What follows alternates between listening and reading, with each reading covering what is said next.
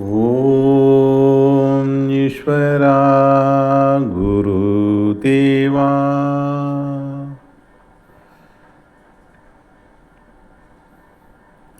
அன்பு தாய்மார்களே, சகோதர சகோதரிகளே,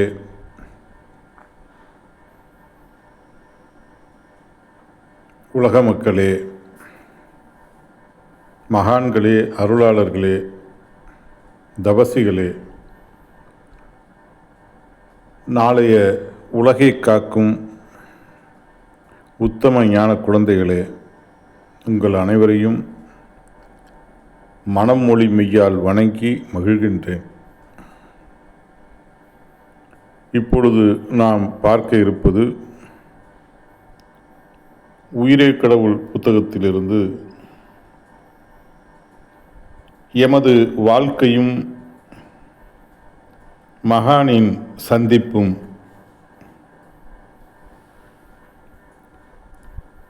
போகமா மகரிஷி முருகன் வடிவில் அருள்பாலித்துக் கொண்டிருக்கும் பழனியம்பதியில் நான் சாதாரண குடும்பத்தில் பிறந்து வளர்ந்து பிறகு பஞ்சாலையில் வேலை பார்த்து கொண்டு உபத்தொழிலாக சைக்கிள் கடையும் விறகு கடையும் வைத்து தொழில் செய்து வந்தேன். நான் படித்தது 4ஆம் வகுப்பு வரைதான். என் வாழ்க்கைக்கு போதுமான அளவு சம்பாதித்து வாழ்ந்து வந்தேன். இவ்வாறு நான் வாழ்ந்து கொண்டிருக்கும் பொழுது பித்தராக பழனியில் தெரிந்து கொண்டிருந்த ஒருவர் என்னை பார்க்கும் பொழுதெல்லாம் தேநீர் வாங்கி கொடுப்பார். அதை குடிக்க மறுத்தாலோ இன்னதுதான் சொல்லுவதென்று தெரியாமல் கண்டபடி திட்டி என்னை ஏசுவார். ஏன் இந்த வம்பு என்று நினைத்து விலகிச் சென்றாலும் என் சட்டையை பிடித்து இழுத்து கட்டாயப்படுத்தி தேநீர் குடிக்க வைப்பார்.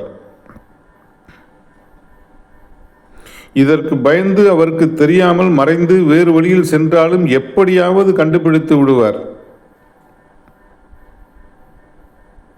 சில நாட்கள் எங்கு போவார் என்றே தெரியாது. வேறு சில நாட்களில் எனது சைக்கிள் கடைக்கு வந்து தேநீர் குடிக்கச் சொல்லுவார். சில சமயம் நான் வேலைக்கு சென்று திரும்பும்போது சண்முக நதி அருகில் என்னை இடைமறித்து ஏதேதோ சொல்வார். அவர் என்ன சொல்கின்றார் என்று எனக்கு புரிவதில்லை. அவர் பேசும் பாஷையிலேயே எனக்கு புரியாது.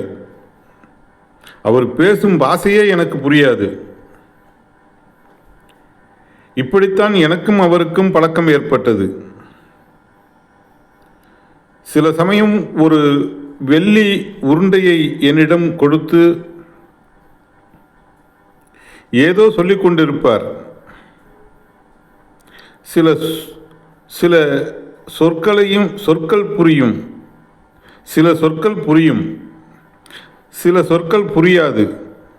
ஆனால் அந்த வெள்ளி உருண்டையை வாங்கி நான் வைத்துக்கொள்ள மறுத்துவிட்டேன். காரணம், அவர் இருக்கும் நிலையை பார்த்து ஒருவித பயம் என்னுள்ளே வந்துவிட்டது. அவர் மந்திர தந்திரங்களை செய்துதான் இந்த நிலை ஏற்பட்டிருக்கும் என்ற எண்ணம் எனக்கு தோன்றியது. அதிலிருந்து அவரை கண்டாலே பயம் வந்தது. ஏனென்றால் அவர் கொடுக்கும் பொருளை வாங்கினால் எனக்கும் அந்நிலை ஏற்பட்டு விடுமோ என்றுதான். அதிலிருந்து அவரை தெருவில் பார்த்துவிட்டால் வேறு பாதையில் திரும்பிச் செல்வேன்.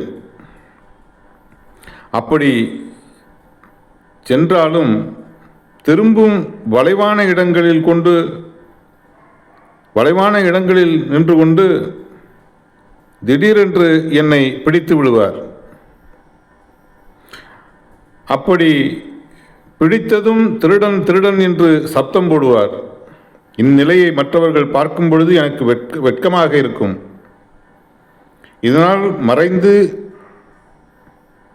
மறைந்து செல்வதை அதிலிருந்து விட்டுவிட்டேன். தொழிலின் நிமித்தம் ஒரு சமயம் அகமதாபாத் சென்றிருந்தேன்.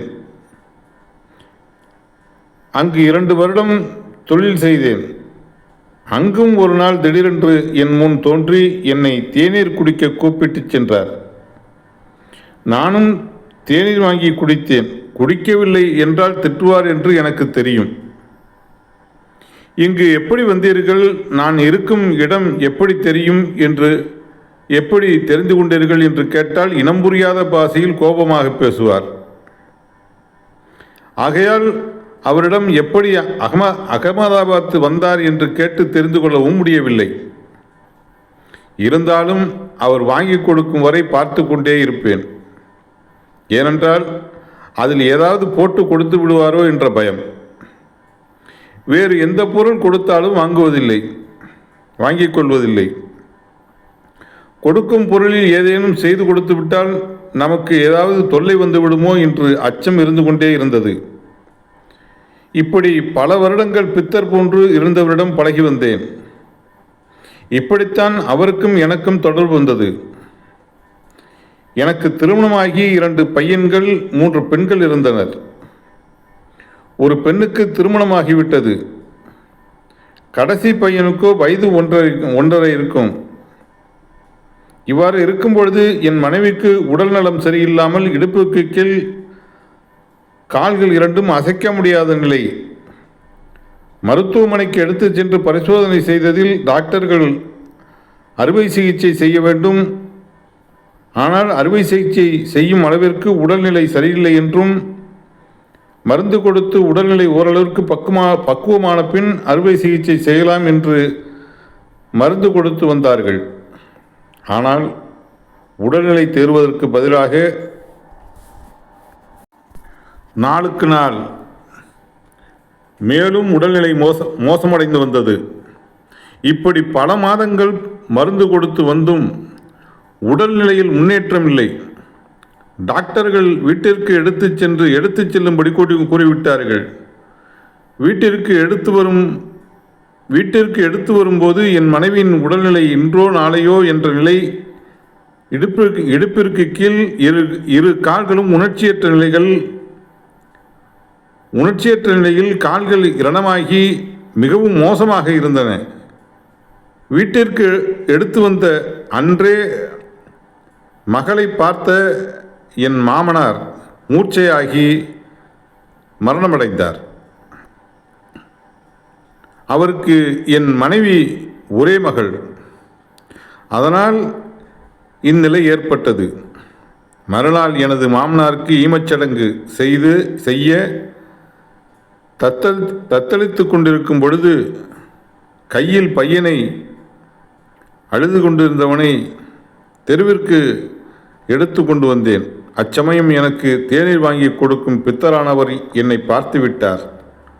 நான் வருத்தத்துடன் இருப்பதை கவனித்ததாக தெரியவில்லை. அப்பொழுதும் என்னை தேநீர் அருந்த அழைத்தார். நான் செல்ல மறுத்தேன். அவ்வளவுதான். என்னை கடுமையான வார்த்தைகளால் திட்ட ஆரம்பித்து விட்டார். உறவினர்கள் என்னை ஏளனமாய் பார்ப்பார்களே என்று எண்ணி நான் அந்த பித்தரை கோபத்துடன் தள்ளிவிட்டேன். அவரோ என்னை அடிக்கத் தொடங்கிவிட்டார். பையனை வேறொருவரிடம் கொடுத்துவிட்டு நின்றிருந்தேன். எனது சட்டையை பிடித்து கிழிக்க ஆரம்பித்து விட்டார். இன்று என்னுடன் தேநீர் குடிக்கவில்லை என்றால் உன்னை விடமாட்டேன் என்று அவர் கூற, என் அருகில் இருந்தவர்கள் ஏன் இந்த வம்பு, தேநீரை வாங்கி குடித்துவிடு என்று என்னை தேநீரை குடிக்கச் செய்தனர். நானும் தேநீரை குடித்தேன். ஆனால் அந்த பித்தரோ என்னை விட்டபாடில்லை. இன்று உன்னை விடமாட்டேன் என்று என்னை வேறு இடத்திற்கு அழைத்தார். நானோ பித்தரை அழைத்துச் சென்று சற்று தூரத்தில் விட்டுவிட்டு வந்துவிடலாம் என்று அவருடன் சென்றேன். பழனியில் உள்ள பெரியநாயகி அம்மன் கோயில் தெப்பக்குளம் வரை என்னை அழைத்துச் சென்றார். நான் வீட்டிற்கு செல்ல வேண்டும் என்று சொன்னேன். அவர் கேட்டபாடில்லை. தெப்பக்குளத்தில் தண்ணீர் இல்லை, குளத்திற்குள் வர வேண்டும் என்று அழைத்தார். எனக்கோ என்ன செய்வதென்று தெரியவில்லை. என் கையை பிடித்து குளத்திற்குள் அழைத்துச் சென்றார். அங்கு சிறிது நேரம் மௌனமாயிருந்தார். அச்சமயம் அங்கு எங்கள் இருவரையும் தவிர வேறு யாரும் இல்லை. சிறிது நேரம் தமிழில் நன்றாக பேச ஆரம்பித்தார். எனக்கு விவரம் தெரிந்த காலத்திலிருந்து என் வாழ்க்கையில் நடந்த நிகழ்ச்சிகளையும் என் மனைவியின் உடல்நிலை குறித்தும் மருத்துவமனையில் மருத்துவர்கள் என் மனைவியை பற்றி என்னிடம் சொன்னதையும், அதாவது இனி உன் மனைவி பிழைப்பது ஆண்டவன் செயல் என்று மருத்துவர் சொன்னதையும் இவர் சொல்லி, ஆண்டவன் உன் மனைவியை காப்பாற்றி விட்டார் என்று சொல்லிவிட்டு பலமாக சிரித்தார். பின்னர் தெப்பக்குளத்தை விட்டு மேலே கூட்டி வந்து தேநீர் கடைக்கு சென்று தேநீர் குடிக்கச் சொன்னார். தேநீர் குடித்துவிட்டு கோயில் அருகிலுள்ள கடையில் ஒரு எலுமிச்சம்பழமும் விபூதியும் வாங்கி கொடுத்து, விபூதியை உன் மனைவியின் உடலில் பூசிவிட்டு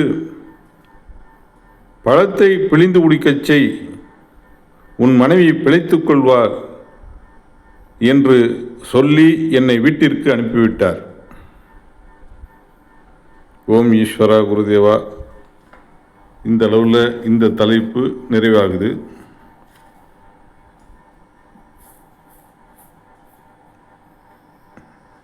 மெய்யன்பர்களே, அன்பர்களே, உலக மக்களே, இந்த இடத்துல ஆண்டவன் யார் என்பதை தெரிந்து கொள்ளுங்கள். அதற்காக தான் இது ஆரம்பித்தது.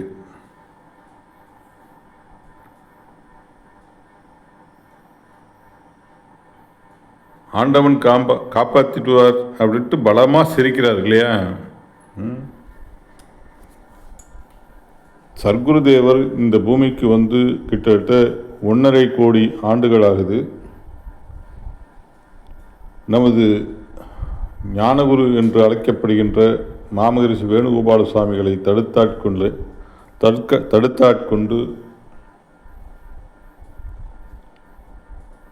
30 வருடங்கள், சுமார் 30 வருடங்கள் வானவியல், புவியியல், உயிரியல் அனைத்தையும் கண்டுணரச் செய்து தியானத்தையும் தவத்தையும் கொடுத்து பேரானந்த நிலையில் இதை உலக மக்களுக்கு போய் சொல் என்ற நிலையில் அவர் அந்த உயிரே கடவுள் புத்தகத்தில் எவ்வளோ நிலைகள் கொடுத்துருக்கார். ரொம்ப சந்தோஷம், மகிழ்ச்சி, பேரானந்தம்.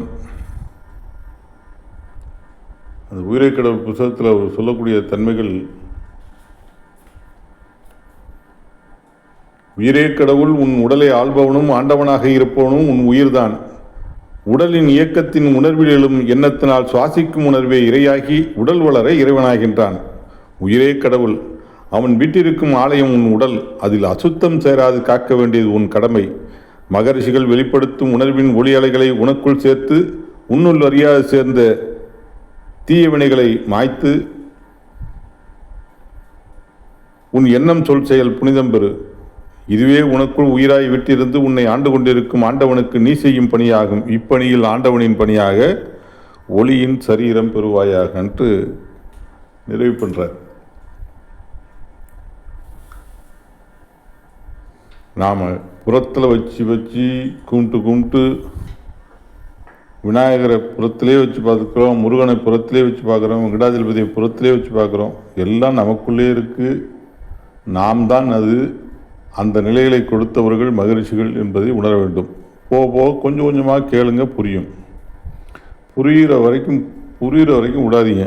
இங்கே எந்த கேள்வி நீங்கள் கேட்டாலும் அனைத்திற்கும் பதில் இருக்குது. சரிங்களா? ஒரு சின்ன பிரார்த்தனையோடு நிறைவு பண்ணிக்கலாம். ஓம் ஈஸ்வரா குருதேவா.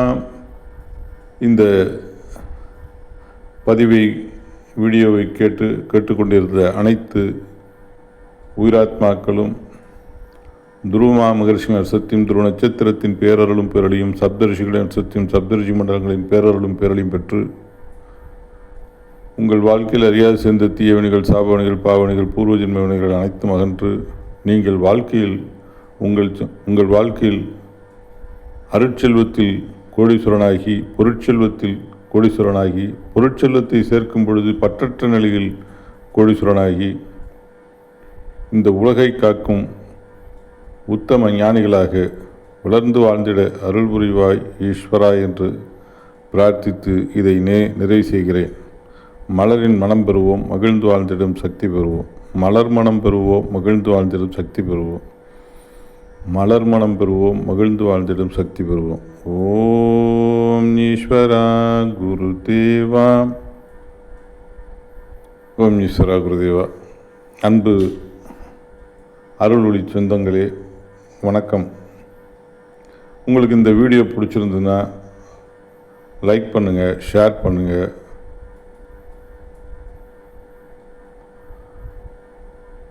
ஃபார்வர்ட் பண்ணுங்கள்.